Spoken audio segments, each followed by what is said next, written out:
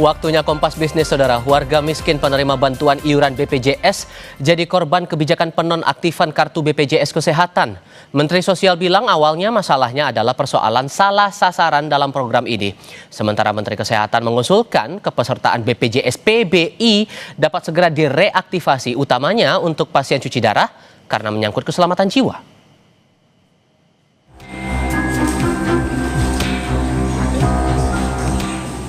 Penerima BPJS Bantuan Iuran atau PBI di Sorong, Papua Barat Daya memprotes kebijakan penonaktifan kartu BPJS Kesehatan. Warga mendatangi Dinas Sosial Kota Sorong meminta pengaktifan kembali agar dapat mengakses layanan kesehatan. Warga penerima BPJS PBI menuntut pengaktifan kembali lantaran tengah rawat jalan. Pentingnya layanan kesehatan membuat sejumlah pasien yang tengah menjalani pengobatan bahkan harus mendatangi Dinas Sosial untuk mengaktifkan kembali kartu mereka. Salah satu penerima bantuan BPJS PBI menceritakan dirinya tidak dapat mengakses layanan kesehatan usai menjalani operasi. Ia bahkan rela tidak mendapatkan bansos lain demi bantuan pelayanan kesehatan. Minggu kemarin saya baru selesai operasi operasi kista pas mau kontrol kembali tidak aktif, makanya saya ke BPJS tanya, nanti dari BPJS suruh datang ke Dinas Sosial. Padahal sampai sini katanya mereka bilang tidak bisa lagi. Pokoknya nanti mereka mengutamakan yang emergency. Kalau untuk saya pribadi, maksud saya biar saya tidak dapat bantuan, yang penting saya punya kartu kes atau BPJS diaktifkan. Senin pagi saat rapat bersama DPR, Menteri Sosial Saifullah Yusuf menegaskan pemerintah tidak mengurangi jatah penerima BPJS Kesehatan penerima bantuan iuran atau PBI. Namun ia mengakui masih banyak persoalan salah sasaran dalam program ini. Mensos menyebut sebanyak 54 juta penduduk miskin belum menerima PBI. Untuk itu, Kementerian Sosial akan melakukan perombakan dalam penyaluran penerima bantuan iuran jaminan kesehatan agar tidak ada lagi yang salah sasaran. Berdasarkan DTSEN, masih ada penduduk desil 1 dan 5 yang belum menerima PBIJK. Sementara sebagian desil 6 sampai 10 masih tercatat sebagai penerima. Desil 1 sampai 5 yang belum menerima PBI cukup besar, yaitu sebesar 54 juta jiwa lebih. Sementara desil 10, desil 6 sampai 10 dan non desil, nanti mohon ini BPS bisa menjelaskan lebih rinci, mencapai 15 juta lebih. Yang lebih mampu terlindungi, yang lebih rentan justru menunggu. Ini adalah data yang kita peroleh pada tahun 2025. Sementara Menteri Kesehatan Budi Gunadi Sadikin mengusulkan agar kepesertaan BPJS Kesehatan penerima bantuan iuran atau PBI bagi sekitar 120.000 pasien cuci darah diaktifkan kembali secara otomatis tanpa proses administrasi tambahan. Budi menegaskan mekanisme aktivasi otomatis tersebut dilakukan langsung oleh pemerintah tanpa mengharuskan pasien datang ke fasilitas kesehatan atau mengurus dokumen administrasi. Ini Bapak Ibu, nomor 1, untuk bisa mengadres kebutuhan masyarakat, kita mengusulkan agar bisa dikeluarkan SK Kemensos untuk 3 bulan ke depan, layanan katastropik yang 120.000 tadi itu otomatis direaktivasi. Jadi kalau maksudnya otomatis itu tidak, ini usulan Pak, ini usulan. Jadi kalau otomatis saja tidak perlu orangnya datang ke fasilitas kesehatan, tapi oleh pemerintah langsung direaktivasi sehingga tidak ada berhenti atau keraguan-raguan baik rumah sakit maupun masyarakat. Dan ini cukup dengan SK Kemenkos. Pada kesempatan yang sama, Menteri Keuangan Prubaya Yudi Sadewa menilai keributan yang timbul akibat dinonaktifkannya 11 juta peserta bantuan iuran dalam Jaminan Kesehatan Nasional atau PBI membuat citra pemerintah menjadi buruk. Prubaya menjelaskan anggaran negara untuk membiayai PBI sebenarnya tidak berkurang atau bertambah dengan adanya perubahan data PBI. Pemerintah menganggarkan 56 triliun rupiah untuk PBI tahun 2026. Jangan sampai yang udah sakit tiba-tiba begitu mau cek cuci darah lagi tiba-tiba nggak eligible, nggak berhak. Kan itu kayaknya kita konyol. Ya, padahal uang yang saya keluarin sama. Saya rugi di situ, uang keluar, image jelek jadinya. Pemerintah rugi dalam hal ini, Pak. Kalau itu membuat uang yang saya keluarkan untuk Anda lebih kecil, saya mendukung. Ribut dikit nggak apa-apa. Tapi ini kan sama, uang yang saya keluarkan sama, ribut lagi. Saya rugi banyak, Pak. Ke depan tolong dibetulin.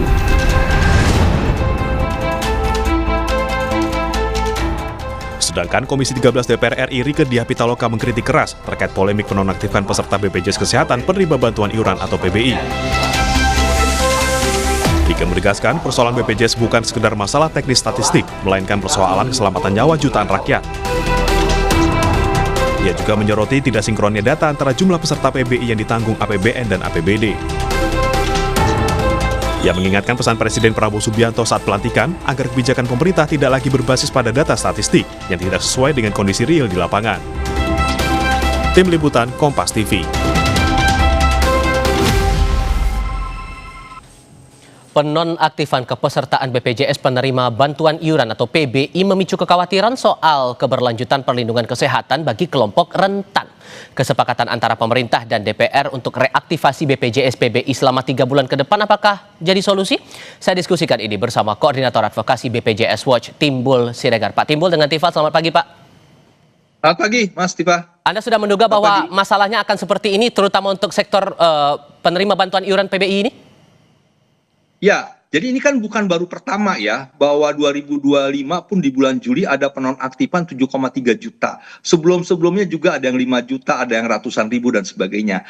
Nah, jadi kembali persoalan menonaktifkan itu kan bagian dari amanat PP 101 tahun 2012, junto PP 76 tahun 2015 yang memberikan kewenangan kepada Mensos untuk melakukan pendataan ulang atau cleansing data. Supaya betul PBI itu benar-benar diisi oleh masyarakat miskin dan tidak mampu sesuai pasal 14 dan 17 Undang-Undang SJSN.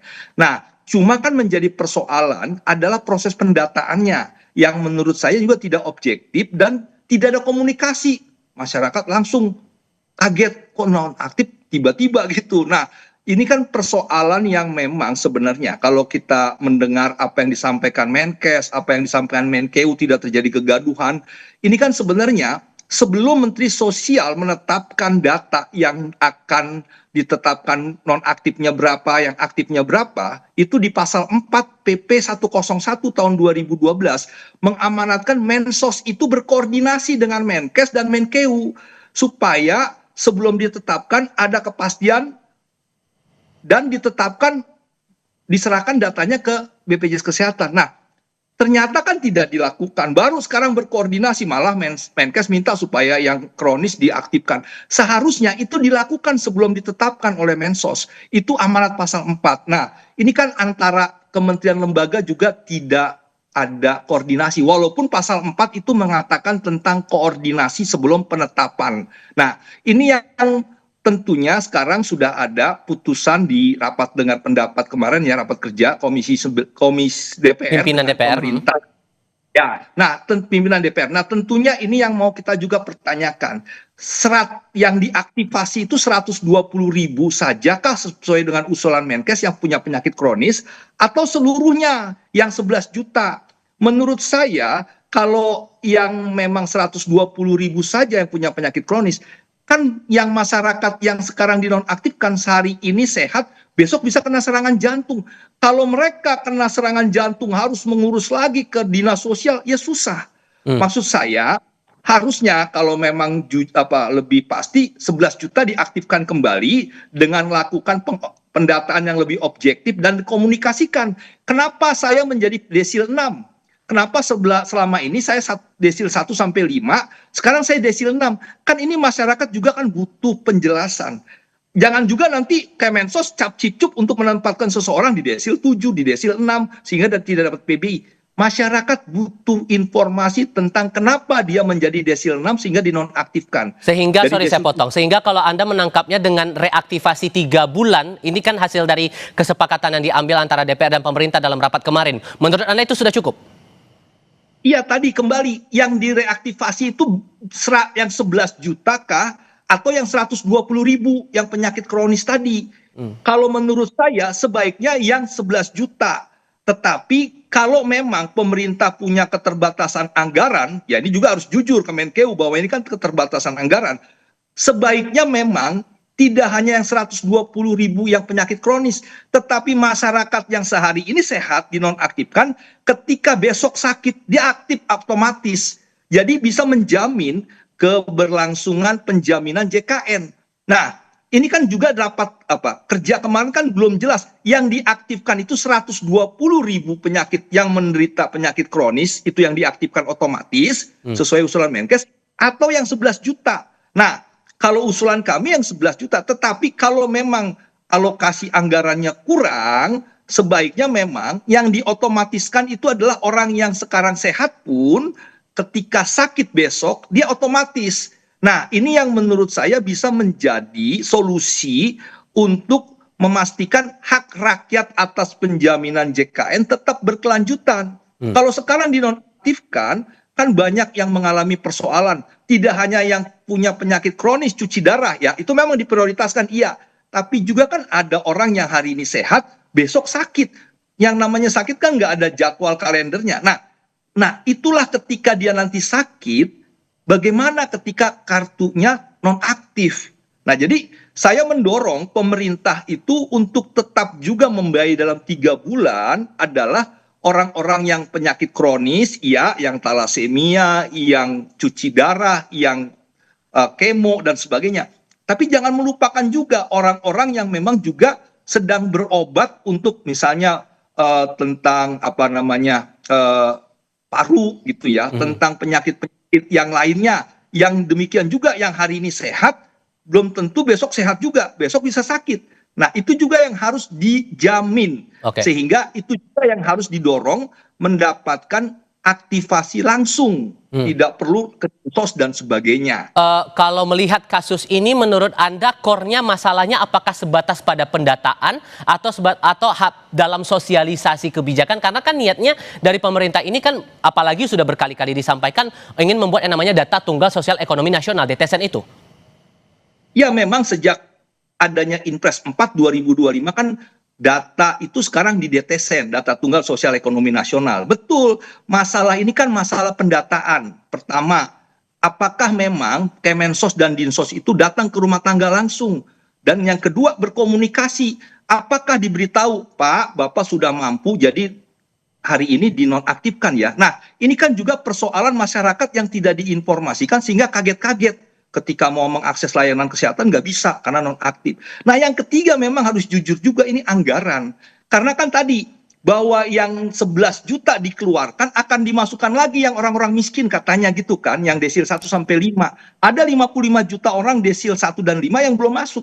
Nah, kan harusnya pemerintah juga coba baca Perpres 36 2023 yang memang mentargetkan PBI JKN itu di 2023 itu 111 juta. Di 2024 113 juta. Tapi kan faktanya pemerintah hanya memasang 96,8 juta yang tadi disebut oleh Pak Menkeu. Nah, harusnya kalau memang Menkes ada 55 juta desil 1 desil sampai desil 5 yang belum masuk, ya masukkan mengenai konsekuensi resikonya menambah anggaran, ditambahkan. Walaupun kemudian kan dari Menkeu bilangnya tidak bertambah atau berkurang untuk kondisinya sekarang. Iya, karena Menkeu bilang tadi memang dialokasikan hanya sebenarnya 48 triliun ya, 42.000 per orang per bulan kali 12 bulan kali 96,8 juta. Itu kan 48,7 triliun. Nah, memang ada tambahan yang dicadangkan 20 triliun, tapi kan itu belum dipakai. Jadi harusnya Menkeu mengatakan yang untuk iuran itu 48,7. Tambah juga memang ada subsidi 7.000 ya untuk PBPU yang aktif. Nah, tetapi kan yang mau kita katakan adalah sebenarnya pemerintah pun sudah menyatakan ada 55 juta orang yang di desil 1 sampai 5 yang belum mendapatkan JKN. Nah, artinya mau suka nggak suka harus dimasukkan. Mengenai nanti harus ditambah alokasi anggaran, ya itulah konsekuensi. Memang faktanya hari ini kan ekonomi nggak baik-baik saja. PHK semakin banyak. Kalau kita baca PP 76, PP 101 dan 76 itu orang yang ter-PHK juga berhak dapat PBI loh. Kemudian juga bagaimana orang yang nganggur dan sebagainya yang memang tidak punya pekerjaan.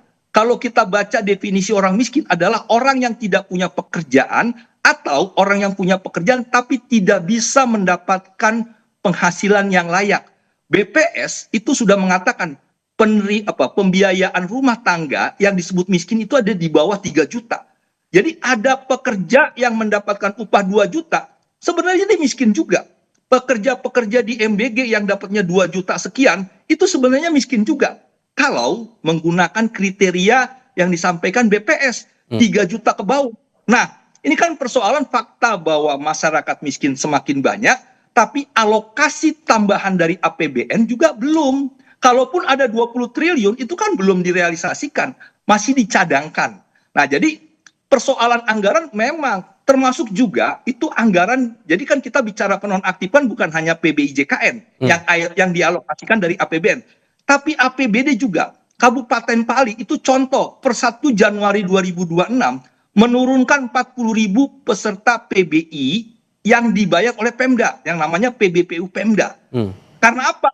Fiskal APBD Pali itu berkurang karena apa? Transfer ke daerah di Undang-Undang 17 2025 tentang APBN 2026 itu kan turun 200 triliun sehingga pembagian ke daerah itu berkurang. Nah, akhirnya demo di masyarakat Pali dan dinaikkan lagi. Bagaimana gubernur mencari, yaitu tugasnya bupati ya. Nah, paling tidak ada beberapa daerah yang menurunkan jumlah orang miskin yang didaftarkan dan dibayarkan iurannya oleh Pemda. Karena apa? Fiskal Pemda juga berkurang. Nah, ini yang harusnya persoalan anggaran juga harus tetap mengacu pada TAP MPR nomor 12 TAP MPR 12 tahun 2001 tentang alokasi kesehatan itu disebutkan pemerintah harus diharuskan untuk memenuhi 15%. Nah, TAP MPR itu memang dinegasi oleh Undang-Undang Kesehatan yang tidak memberikan mandatory spending lagi. Kalau di Undang-Undang Kesehatan sebelumnya tuh ada mandatory spending 10% Pemda, 5% pemerintah pusat.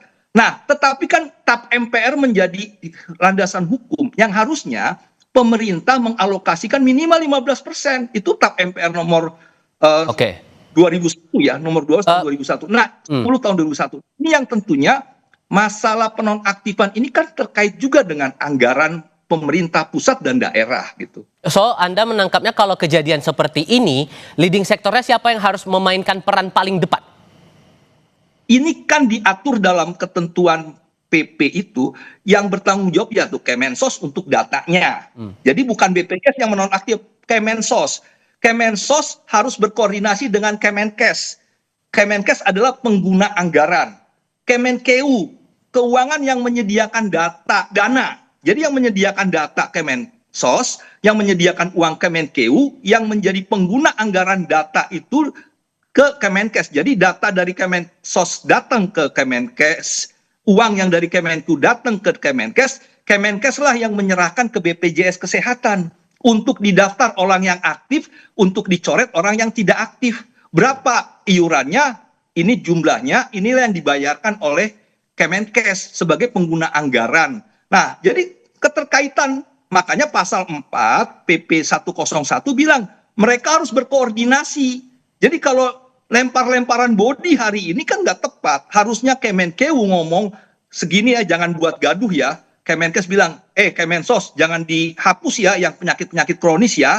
Jadi sebelum ditetapkan harus ada upaya koordinasi untuk mengantisipasi tadi. Jangan gaduh, jangan bingung, jangan membuat rakyat pusing, bingung, tiba-tiba nonaktif gitu. Baik. Nah, kembali koordinasi itu tidak dilakukan, padahal diamanatkan regulasi-regulasi. Apalagi ada Inpres 1 tahun 2022 yang juga sekarang masih berlaku. 26 kementerian lembaga itu kan harus berkoordinasi untuk memaksimalkan fungsi-fungsi JKN untuk kesejahteraan rakyat. Nah, ini pun tidak.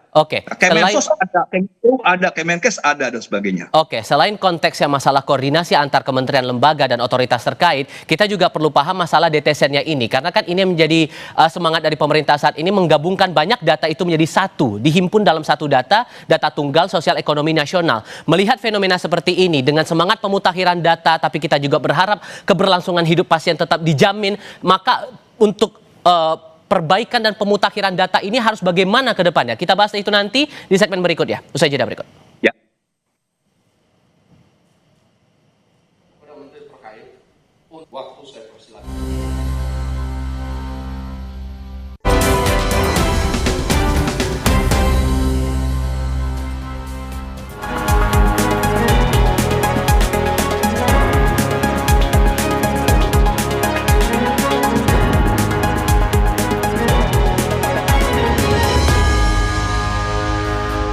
Masih bersama Timbul Siregar dari BPJS Watch. Kalau melihat semangat dari pemerintah dalam rapat kemarin itu, poinnya masalah pemutakhiran data administratif itu, Pak Timbul. Tapi di sisi lain dari data yang terungkap, 54 juta orang masih belum dapat PBI. Bahkan Menkeu bilang 41% dari catatan yang terima PBI sekarang terkategori mampu. Menurut Anda penyisirannya bakal sulit nanti? Ya, sebenarnya harusnya nggak sulit, karena memang kan ada jelas bahwa yang masuk menjadi peserta PBI itu kan desil 1 sampai 5. Bila memang dia mampu, harus dikeluarkan, tetapi kan juga dengan pendataan yang objektif, yang juga dikomunikasikan sehingga masyarakat kita tidak kaget. Ya, kita juga berharap tidak juga orang yang mampu ya, yang di desil 7, 8 ikut PBI JKN, dia harus menjadi peserta mandiri atau penerima upah. Nah, kembali proses pendataan itu kan yang dilakukan oleh Kemensos, yang menurut saya dengan fakta tadi disebut ada 50-an juta masyarakat desil 1 sampai 5 yang belum masuk, ini kan membuktikan masih buruknya pendataan orang miskin. Walaupun yang kemarin di 2025 DTKS, Resosek dengan P3KE itu dilebur menjadi DTSen dengan Impres 4 2025. Ternyata kan setahun sekarang juga kan masih belum pulih, belum mampu untuk misalnya memastikan orang-orang miskin ini termasuk menjadi peserta JKN. Nah, kembali masalahnya satu, pendataan. Yang kedua, harusnya juga tentang anggaran tadi. Harusnya pemerintah jujur juga bahwa memang masyarakat yang miskin dan tidak mampu itu sebenarnya lebih dari 96,8 juta. Ya, dan itu artinya harus ditambah anggarannya. Tadi saya katakan di Perpres 36 2023 pemerintah menjanjikan PBI JKN di 2023 itu 111 juta. Lebih besar dari 96,8. Dinaikkan lagi di 2024 113. Dan memang faktanya menurut saya orang-orang penerima JKN PBI ini harusnya bertambah. Karena tadi PHK semakin banyak, penurunan kelas menengah, kemudian juga pengangguran, kemudian juga banyak yang mendapatkan upah tapi di bawah 3 juta. Itu kata BPS ya, 3 juta ke bawah itu masuk kategorial satu keluarga ya, itu masuk kategorial miskin. Nah, tapi kan pemerintah punya keterbatasan fiskal. Nah, jadi oleh sebab itu tentunya harusnya tetap pendataan ini diperbaiki ya. Dan yang masuk betul-betul orang yang miskin dan tidak mampu. Kalau disebut desil 1 sampai 5. Nah, kemudian kalaupun nanti ada proses pendataan dan ada yang dinonaktifkan, tolong beritahu kepada masyarakat, kenapa Anda dijadikan desil 6? Kriteria apa? Menjadi desil 7. Nah, kemudian juga kami sih sebenarnya mendorong dalam proses ke depan, revisilah PP 101 2012 Junto 76 2015 dengan memasukkan kriteria itu tidak hanya ekonominya, tapi bagaimana kerentanan medis si peserta. Misalnya, dia peserta cuci darah, itu harus dimasukkan PBI JKN. Dan itu harus masuk juga dalam DTSen itu?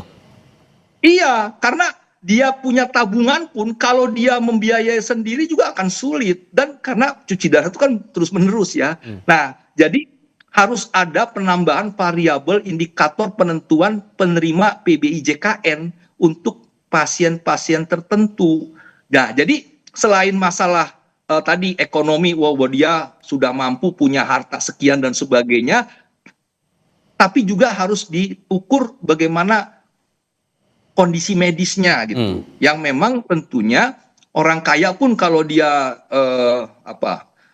pernah sakit cuci darah ya juga punya potensi jadi miskin. Nah, tetapi kembali bahwa masyarakat kita harus diinformasikan, dikomunikasikan, karena kan mereka taunya pemegang kartu KIS dari PBKN, tiba-tiba tidak aktif, itu yang menjadi persoalan sebenarnya.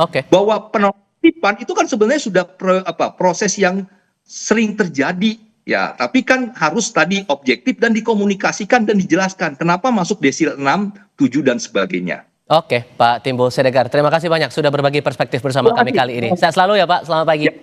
Terima kasih Mas. Segmen Kompas Bisnis berakhir, tapi Sapa Indonesia Pagi masih berlanjut dengan berita lain. Jalan berlubang di Jakarta kembali menyebabkan kecelakaan. Kali ini, seorang pengemudi ojek daring luka parah setelah menabrak